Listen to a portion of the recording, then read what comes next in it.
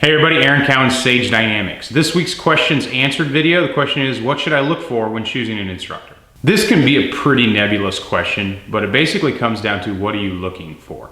Because not every instructor can teach everything, and not every instructor should be attempting to teach everything. It's all based on their personal experiences, their training, their background, so on and so forth.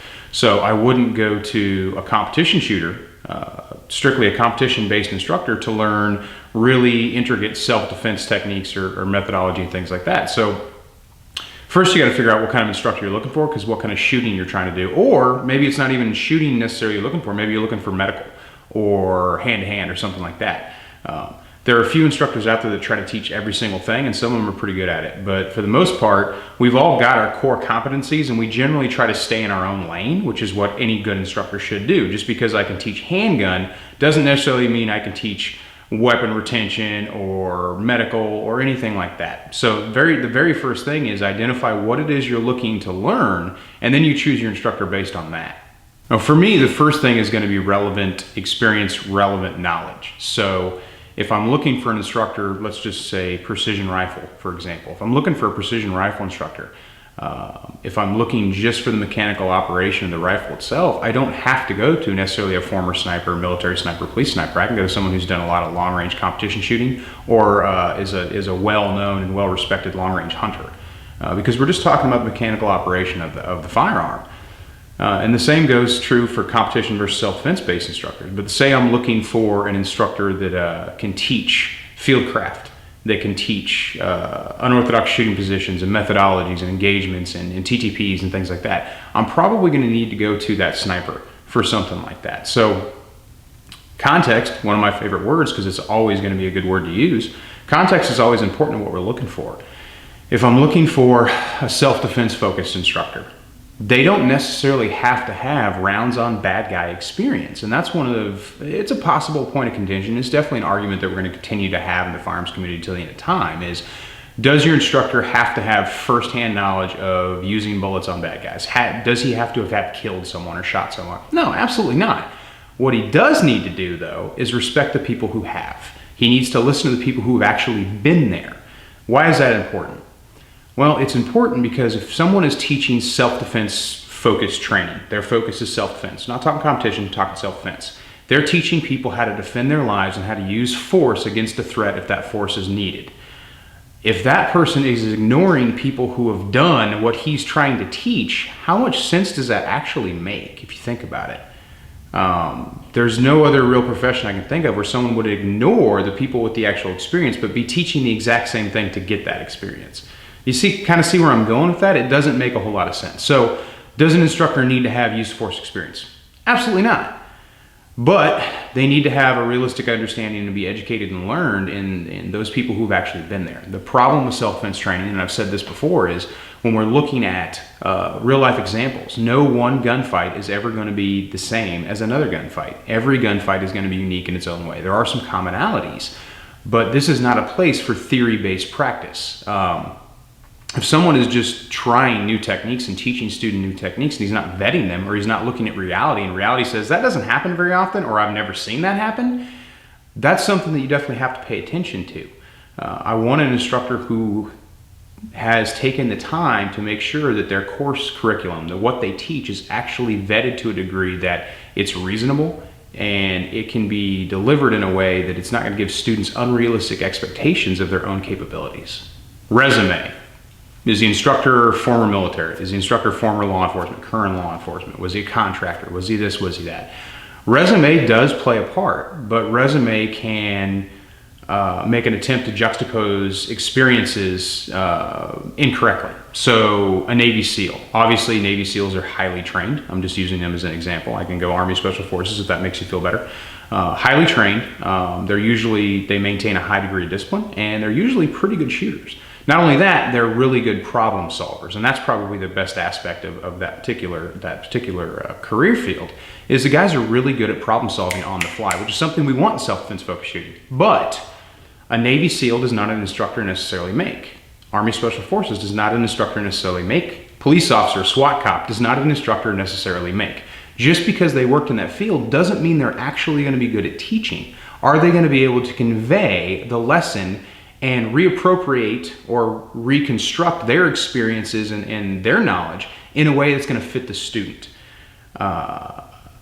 Is a 30-year-old mother of one necessarily going to be able to glean self-defense techniques from a guy who's teaching room clearing? If he puts it in a proper context that that kind of aligns with her life, then yes. But if he's just taking what he learned in the military and just changing the title and teaching it strictly to citizens, is that knowledge best learned? Is that knowledge that they're going to be able to directly apply to their everyday lives? It's really cool to clear rooms. It's really cool to go and work in a 2-man or a 4-man or a 6-man or an 8-man team and do cordons and anchor and flow and learn how to be the hall boss and all these other cool things. But does that relate to, I don't know, a 28-year-old guy who lays carpet for a living? Is his time best served learning techniques that are less likely for him to need when he still hasn't learned the techniques that are most likely for him to need? And that kind of rolls us right into the next thing, which is ability to teach. And I know I talked a little about it before, but has the instructor displayed to you in your searches for an educator his ability to convey knowledge to a student and individualize that knowledge as necessary to that particular student?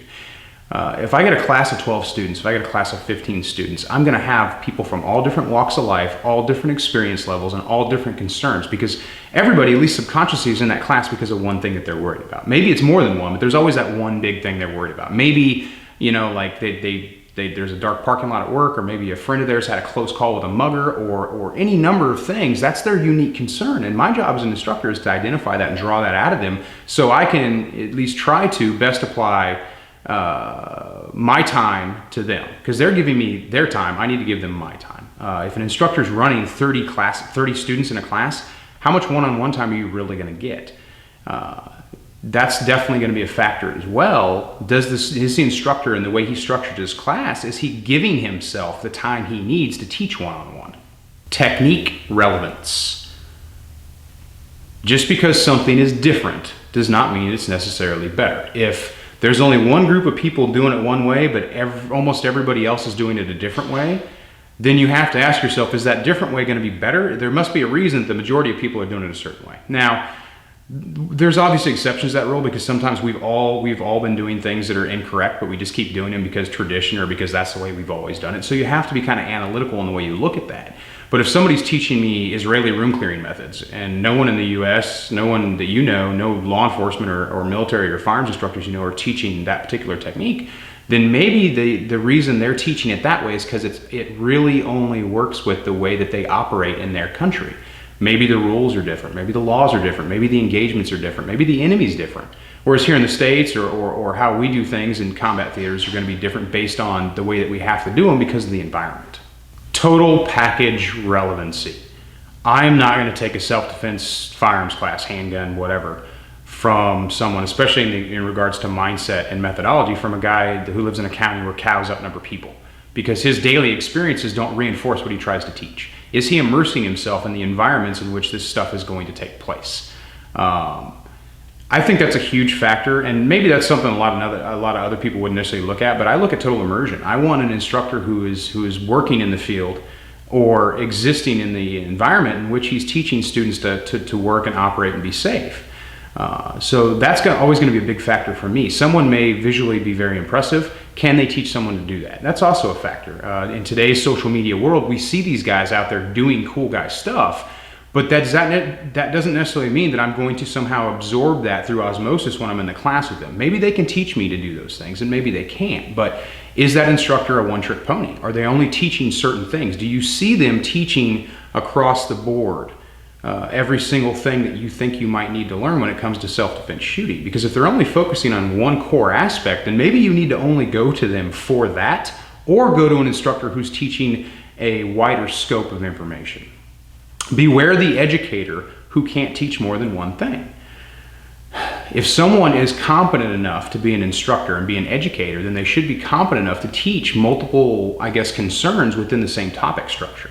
And that's something that me, early on, I didn't really realize that. If someone's going back to that, a one-trick pony, the quality of instruction I'm going to get from them on that one trick isn't necessarily as good as the instruction I'm going to get from an instructor who can do that one trick and a bunch of other stuff. Continuing education. When you're looking at instructors, do you see them taking classes from other instructors. Think about some of the biggest names in the industry and ask yourself, are these guys training with other trainers? The overwhelming answer is yes, but be very aware of the instructor who feels that they are the apex or the pinnacle of firearms instruction.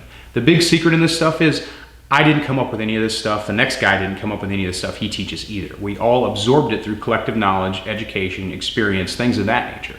So if someone has put themselves on top of a mountain and say, I'm the best guy to do this no matter what, I don't train with anybody else, I look down on all these other instructors, me personally, I'm not going to take a class from that guy, because if he feels like there's nothing else to learn, then I feel like the education I'm going to get for him may be dated, and he may be dug in on some stuff that's been proven incorrect in the past. He may be teaching some things that he's been teaching for so long that he can't go back on it now, because to do so would mean he's got to call up 30 years with the students and be like, hey, you know that thing I taught you? Yeah, it turns out it's bullshit.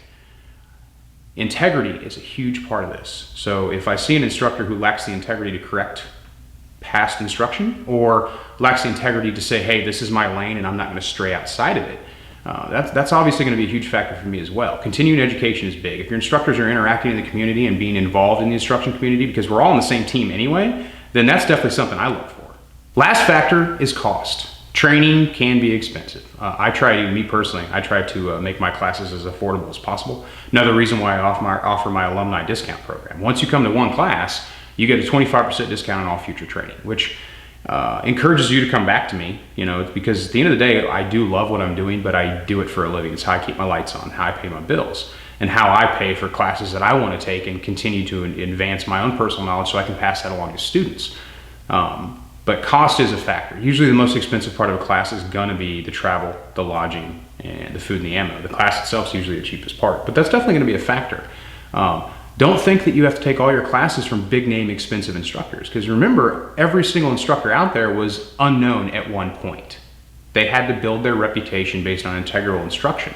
So if you have a local guy who's like, yeah, nobody's really heard of him, his class is only 75 bucks, take the risk just because you haven't heard of him. Look into him, be reasonable, see if there's any AARs in his classes or anything, any information out there. Watch his YouTube videos if he's got any of those, check out his Instagram or whatever. And don't not take a class from that guy just because he's not well known and not sponsored and not on a billboard or anything like that, because we all started there at one point. So you may get in with a guy early on in his career. Maybe he just left law enforcement or the military, maybe he just started teaching in general. Maybe he just left, competitive shooting and he's going to throw out his own shingle. There's still stuff to learn from those guys, even if 9 people don't know their name. I think that pretty much covers the topic. And again, this is pretty much the way I look at choosing an instructor. But the question was asked, how should I choose an instructor? And I think I've given the best advice that I can. For those of you on the competition side, I think you already know you want to train from the guys who are ranking continually in the same field or the same focus and class that you're trying to compete in. That's always the best advice for that. Obviously, if you guys have any other questions about this topic, drop them in the comment section below. And if you have a video, a question that you'd like to see answered, go ahead and comment in the comment box below, and I'll do my best to get to it as soon as I can. I'm Aaron Cowan with Sage Dynamics. Train accordingly.